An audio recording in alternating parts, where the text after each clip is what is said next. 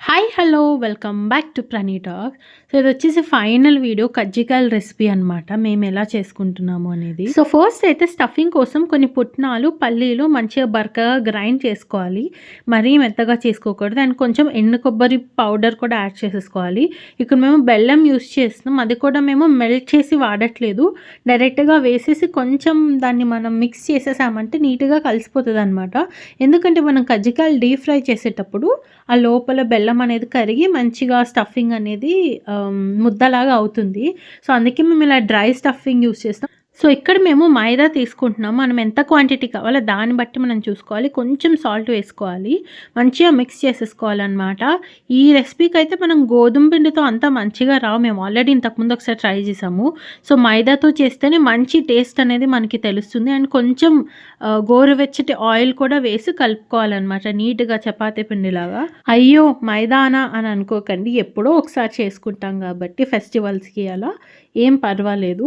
So ఇక్కడ texture చూసేయండి, ఇలా ఇంత మెత్తగా కలిపేసి క్యాప్ పెట్టేసి సైడ్కి ఒక 15 to 20 minutes అయినా మనం రెస్ట్ ఇచ్చేయాలి. ఇంకా రెస్టింగ్ పీరియడ్ అయిపోయాక కజ్జికాయలు చేసుకునే ముందు ఒక్కసారి దాన్ని నీట్గా మిక్స్ ఇచ్చేస్తే పర్ఫెక్ట్ అయిపోతుంది. ఇంకా అన్నీ ఇక్కడ మేము రెడీ చేసుకున్నాము. ఫస్ట్ అయితే మమ్మీ చూపిస్తున్నారు.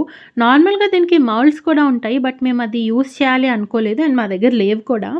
అండ్ పర్ఫెక్ట్ షేప్ కావాలి అని అనుకునే వాళ్ళైతే మౌల్డ్స్ యూస్ చేసుకోవచ్చు. బట్ మాకు ఎలా ఉన్నా ఓకే, మనం చేసుకునేది కదా. సో నేను వీడియో తీస్తున్నాను, అందుకే ఫస్ట్ మొత్తం మమ్మీ క్లియర్గా చేసి చూపించారు. తర్వాత మమ్మీ ఇలా రోల్ చేసిస్తే నేను మొత్తం స్టఫింగ్ పెట్టి కోట్ చేసి పెట్టానమాట. సో ఇక్కడ మీరు చూస్తే నేను మైదాలో కొన్ని వాటర్ వేసి దాన్ని కలిపి పెట్టుకున్నాను. ఇలా స్టఫింగ్ పెట్టాక క్లోజ్ చేసి కోట్ చేసేటప్పుడు ఆ మైదాని యూస్ చేసామన్నమాట. సో దట్ అది మంచిగా బైండ్ అయ్యి బయటకి రాకుండా ఉంటుంది అని అనుకున్నాము. కానీ అది ఫ్లాప్ అయిందనమాట. ఎప్పుడైతే మనం మొత్తం కజ్జికాయ చేసేసాక పేపర్ మీద కొంతసేపు డ్రై చేస్తాము, ఆ ప్రాసెస్లో పెట్టినప్పుడు పేపర్కి మొత్తం అంటేసుకుంది. ఇంకా మేమైతే ఆ మైదాని ఇంకా వాడలేదన్నమాట, వదిలేసాము అలా. నెక్స్ట్ నుంచి ఏం చేస్తామంటే జస్ట్ స్టఫింగ్ పెట్టేసి మనం నీట్గా దాన్ని ఇలా ప్రెస్ చేసేసి మనకి నచ్చిన డిజైన్ వేసుకోవచ్చు. ఏవో చాలా రకాలు ఉంటాయి.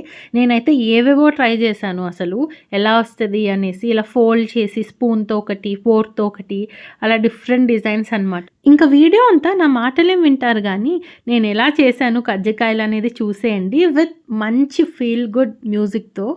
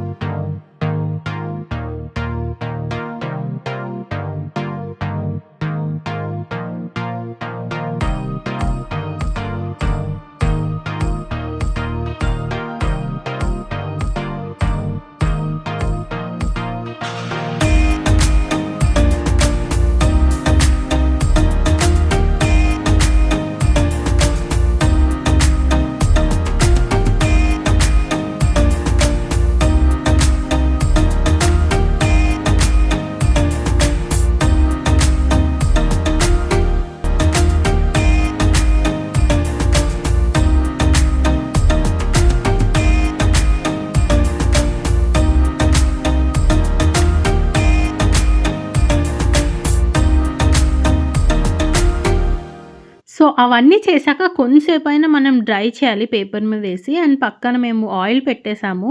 ఆయిల్ వేడెక్కాక ఇంకా బ్యాచ్ వైస్ లాగా ఇంకా వేసేస్తున్నాం అనమాట. నీట్‌గా డీప్ ఫ్రై చేసుకోవాలి. ఫ్లేమ్ అనేది సిమ్‌లో కాకుండా, హై కాకుండా మీడియంలో పెట్టుకోవాలి నీట్‌గా. ఎందుకంటే లోపల కూడా మంచిగా కుక్ అవ్వాలి గదా! ఎప్పుడూ నాకు కజ్జికాయలు చేసినప్పుడు ఒక సాటిస్ఫాక్షన్ అనిపిస్తది. మమ్మీ ఎప్పుడు రోల్ చేసి ఇస్తే నేను మంచిగా లోపల స్టఫింగ్ పెట్టి నీట్‌గా కోట్ చేసి ఏవేవో నాకొచ్చిన డిజైన్స్ అన్నీ ట్రై చేస్తుంటాననమాట. మమ్మీ ఎప్పుడు అంటుంటారు, "నీకు సరిగ్గా రాదు నేను చేస్తాను ఇవ్వు" అన్నా నేను అస్సలు వినను. నేనే చేసేదాన్ననమాట. సో, మీరు కూడా నాలాయేనా? తప్పకుండా కామెంట్ సెక్షన్‌లో చెప్పండి నాకు. యాక్చువల్‌గా సిటీస్‌లో ఫెస్టివల్ అంటే అంత వైబింగ్ అనేది ఏముండదు.